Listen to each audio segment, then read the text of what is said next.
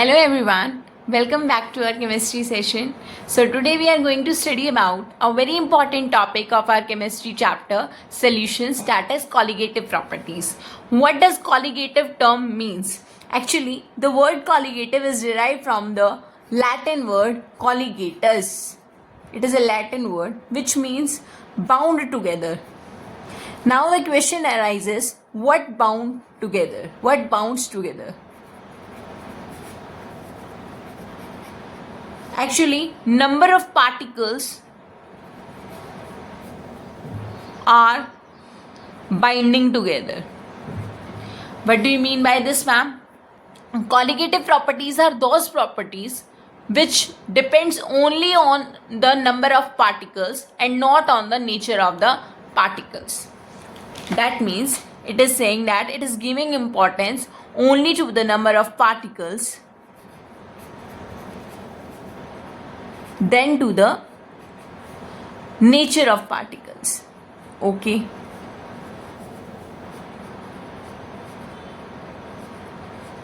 That means if you take a given amount of urea, sugar, glucose, you take any substance, but the number of particles is same, and you put them in the same amount of solvent, the effect would be same no matter whatever the nature of the particles is. There is no partiality by judging the particles on the basis of their nature. Just the number of particles is something which matters in the colligative properties. There are 4 such colligative properties and we are going to explore one in this video, that is relative lowering of vapor pressure. Now, relative lowering of vapor pressure, in short form we call it RLVP. Why is this property known as colligative property? Because colligative properties depend upon the number of particles and it depends upon the number of particles. How can you say this, ma'am? Students, let's see. Here I have taken a beaker. In this beaker I have filled it with pure solvent. Let's say our pure solvent is water in this case. I have filled this beaker with pure water and I have covered it with a lid. Now you see what will happen. With time, evaporation will take place and condensation will also take place since the beaker is closed. When the rate of condensation and rate of evaporation is equal, at that time we will measure the pressure accumulated by the vapors of the solvent. There would be some pressure by the vapors. Yes, ma'am. That pressure is known as vapor pressure. Okay, so vapor pressure is something which is the pressure exhibited by the vapors formed in the closed container at the time of dynamic equilibrium. Vapor pressure we calculate at dynamic equilibrium. Okay, ma'am. You see, vapors are formed by the phenomena of evaporations. Yes, so true. And evaporation is a surface phenomena. Okay, ma'am. Evaporation is a surface phenomena. More the evaporation takes place, more will be the vapors formed. Okay, ma'am. And more the evaporation takes place, more would be the vapors formed, more would be the vapor pressure. But what if the surface is blocked? What do you mean by this, ma'am? See, forget about the molecules, forget about the solvent for 1 second. Suppose you are in a party, in a crowded party. It is very crowdy and all are willing to go out of that place. So, slowly and gradually all the participants of that party or all the people will move out of the party. Similarly, what happens in the case of solvent? Suppose this solvent part, this liquid part is that crowdy party and all the molecules wants to go out of it, like they want to evaporate, you can say. But what if we brings bouncers at the boundary, bouncers at the gate? It would be very difficult for most of the particles to move out. They can't move out easily now. Okay, that was the case of party, ma'am. But what is the case in our solutions? Like in this beaker, These bouncers are nothing but non-volatile solute.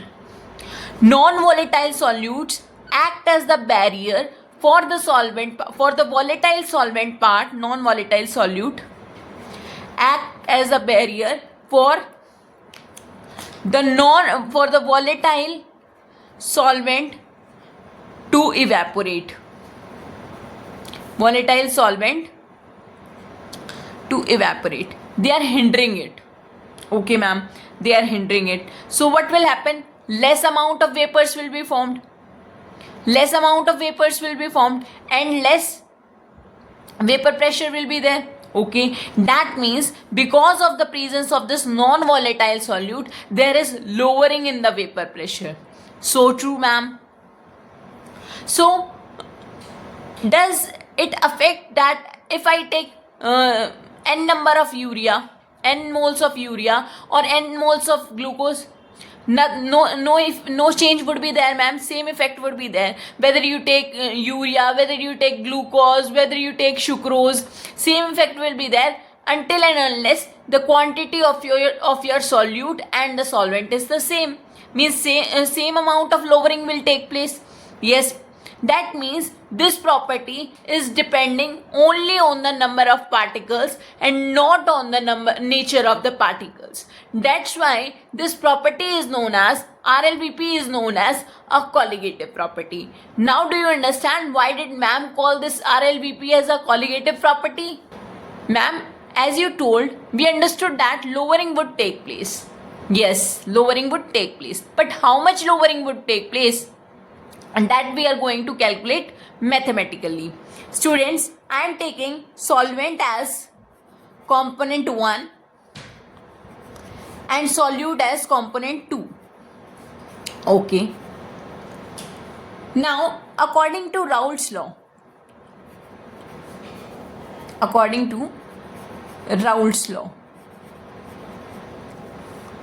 partial pressure of a component is related to its mole fraction in the liquid phase by this phenomenon, this equation. Yes, ma'am, you are right. I guess you all are aware about these terms. This is the partial pressure of component 1. This is the pressure of component 1 in the pure state, and this is the mole fraction of component 1. Let us take this equation as equation 1. Now, lowering is taken, lowering of vapor pressure. So the pure vapor pressure would be more than the one present in the solution stage, and I am representing this lowering as delta P. Okay, ma'am, this is correct.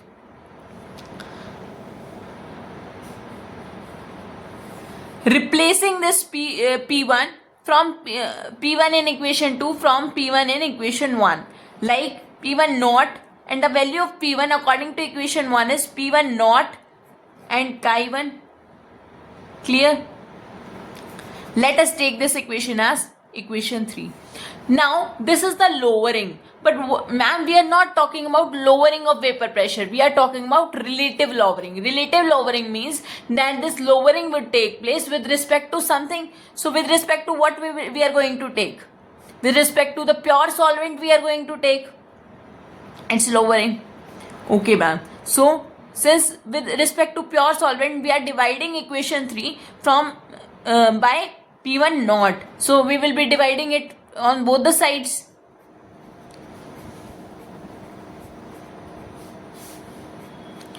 Fine. Is there any confusion? No, ma'am.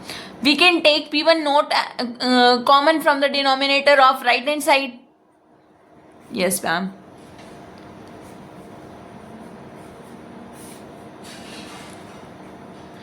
This P1 naught divided by P1 naught 1 is equals to 1 minus chi1.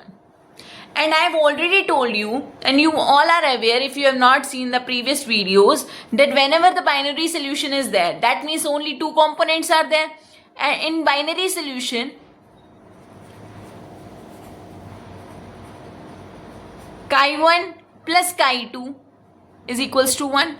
That means 1 minus chi1 is equals to chi2. Yes, ma'am. So in this equation, I can write it as 1 minus chi1 as chi2. That is mole fraction of the solute. And this is the required result. So what we have found so far, we have found that delta P by P naught 1, or we can simply take it as P naught, because this is the vapor pressure of solution when only solvent is present. We can represent it as P1 naught minus P1 divided by P1 naught, which is equals to chi2. That is mole fraction of the solute. So mole fraction of the solute can be represented as, if you have seen my video of concentration terms, then I have told you that mole fraction is equals to moles of that particular component of which mole fraction is there divided by total number of moles. So this is the required result, my dear students. Now you can see that this relative lowering, this term represents relative lowering. This whole term represents relative lowering, and delta P represents only lowering. Fine. Second point to be noted is that if the solution is very dilute, for very dilute solutions,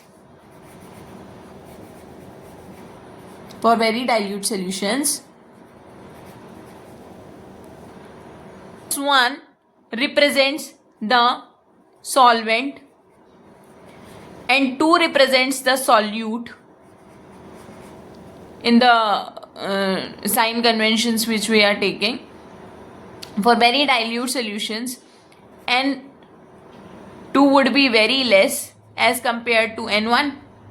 So in the denominator section, we can neglect N1, and delta P by P1 naught